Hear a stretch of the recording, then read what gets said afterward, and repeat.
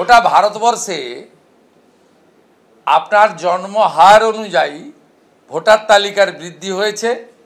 পশ্চিমবঙ্গে একজন জন্মেছেন, 2.5 জন ভোটার হয়েছে। তার মানে এখানে জন্মাননি এমন কয়েক লক্ষ লোক ভোটার হয়েছে। তারা এসেছেন 540 কিলোমিটার সীমান্তে জমি বিএসএফকে না দেওয়ার জন্য বাংলাদেশ থেকে, এবং তারা মূলত বাংলাদেশের মুসলমান এবং রোহিঙ্গা, এরাই হলো অনুপ্রবেশকারী।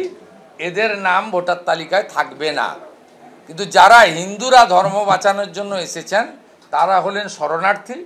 তারা সিএতে অ্যাপ্লাই করলে ড্রাফট ভোটার লিস্টে তাদের নাম থাকবে। এটাই হচ্ছে নিয়ম। রাজারহাট নিউ টাউনে 28% ভোটার বৃদ্ধি হয়েছে। ভারতবর্ষে যদি দেখেন ভোটার বৃদ্ধির হার 7%। পশ্চিমবঙ্গে 105টা বিধানসভায় এই হার 20 থেকে 30%।